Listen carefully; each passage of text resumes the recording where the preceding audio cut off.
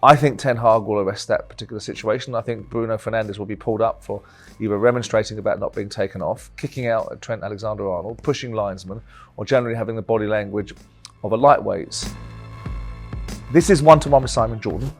Don't forget to keep liking and subscribing, but of course, more importantly, to keep leaving those brilliant questions in the comment section below. But let's get on with this week's show. I think Bruno Fernandes is one of those enigmas that you allow a little bit of dispensation for because they're very talented players. But are they going to get Man United where they need to be? Obviously, there was a lot of furore after the game with Graeme Souness landing his points and Gary Neville trying to find some sense of Man United's performance. Fernandes wasn't the leader that United needed, but then again, neither were the other 10 players on the pitch, to be honest. And I do think he should be consequenced for pushing the linesman, because I think we're trying to get some order in the game and some culture in respecting officials, and we're seeing it land into grassroots football, how people behave with officials, referees and linesmen, so I'm not particularly enamoured with that. But I think he's a lightweight. I think he falls over when he feels like it. I think he's one of those that's got a lot of ability, and that ability will be given as an excuse for other aspects of his game. Whether he's a captain or not, well, that's a bigger question. Technically, a very gifted player. His behaviour, you're right, Big Brody, is petulant and childish. It's not the kind of reaction you'd expect. You can't imagine people like Roy Keane, when they once upon a time were in the United lineup leading that team, and Keane talked about the dynamic of feeling that a circus was creeping back into town.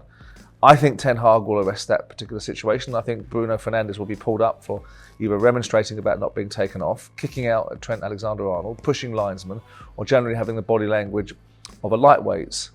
You can't encapsulate United's season into that drubbing. A lot of people make a lot of fun out of it. I think it'll be a good thing for United. I think it'll arrest the idea they're going to actually be in the Premier League title race, because they're not.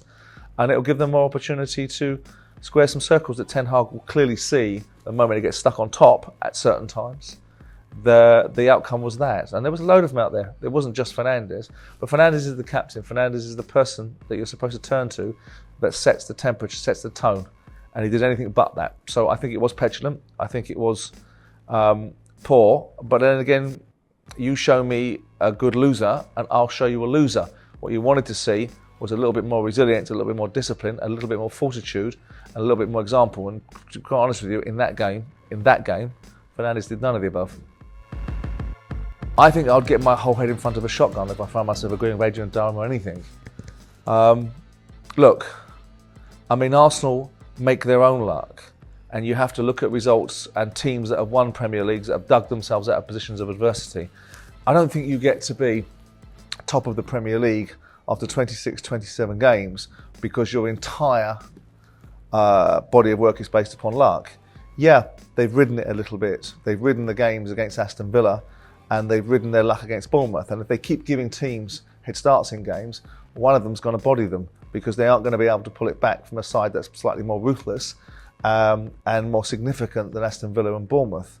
But I think to suggest that it's luck, luck is a component part of everything in life. You know, having a long radio career and just being a clickbait merchant might be considered to be lucky, but also suggesting that luck doesn't form part of it and not being able to make your own luck is a silly argument.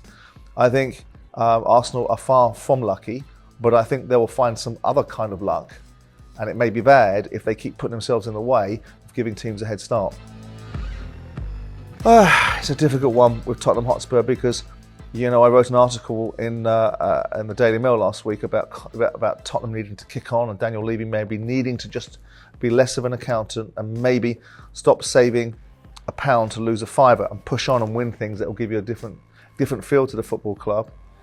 Conte's not been there, and we've had this argument that Conte not being there has been a good thing on various occasions until everyone finds their level. Getting knocked out against Sheffield United, no disrespect to Sheffield United, they're a championship side against a club that's in the top 4 of the Premier League, expecting to be able to kick on and maybe win a tournament. So it's an outrageously bad performance. And to double down on that and to produce a similarly bad performance, albeit for different reasons, against Wolverhampton Wanderers, will enable people to have this sort of view. My view is you have to give Conte within reason what he wants. Now, no one's suggesting that he hasn't been given what he wants, but clearly there's still a culture, an underlying feeling at Tottenham Hotspur, which you don't know what you're going to get. You can beat Man City, then you can go and lose in games that you should never lose. You know, Leicester being the case in point where they get beat 4-1. I don't think it's a case of cutting Conte loose. What is your alternative? Go back to Pochettino? Well, some people would love that, I suppose. Some people want to blame Daniel Levy, and it's not because I'm defending Daniel, but you can't odds the outcomes of 2 games where Tottenham has contributed nothing offensively, scored no goals, and whilst Harry Kane wasn't on the pitch for the entirety of the game against Sheffield United, he was against Wolverhampton Wanderers, and there was a little bit of unluckiness in that game. But if I'm a Tottenham fan, I would be exasperated to some point, and I'd want to look at the players. But to answer the question, Conte to me has been there 15, 16 months. There's something a little bit more substantial about Tottenham, but it's also something a little bit more disappointing because you get this feeling that they could get there, that there's this whiff of opportunity. And the moment you give fans this feeling that there's something to be had, and then you don't deliver it, you're going to amplify the amount of disappointment. So I think Conte's got to get back in the groove, obviously recover from the invasive surgery that he's had, and find some way to get some continuity and substance and decency around Tottenham's performance on a weekly basis, so you know what you're getting every single week, and that every now and again poor performances are the exception and not the staple diets. Would I replace David Moyes with Michael Carrick? Well, first and foremost, that's assuming that Michael Carrick will leave Middlesbrough to go to West Ham. Yes, of course, he was a West Ham player. I tried to sign him from West Ham in 2005 and nearly did. I am surprised, pleasantly surprised, and factually wrong about my expectations of Michael Carrick's challenges and travails at Middlesbrough. He hasn't had them. He's got them to straighten up and fly right. And it's sort of similar to when I brought in Ian Dowie at Crystal Palace and we were third from bottom of the league and got promoted. When Sunderland brought in Roy Keane with no championship experience and got promoted. And Carrick is certainly kicking backside and taking numbers at Middlesbrough. But to ask him to step into a situation at West Ham because currently he looks good at Middlesbrough, for me is a fool's errand.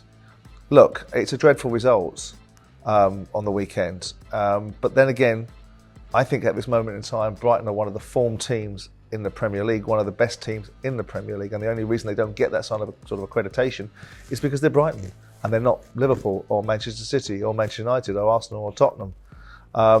They are Brighton, and so they always come with that sort of tag that there's a level of expectation. Brighton are capable of doing that to most of the sides in the Premier League. West Ham need to pull themselves together. Moyes made some pointed observations about who wants to come with him a couple of weeks ago. Got a decent result against Nottingham Forest where they looked far better.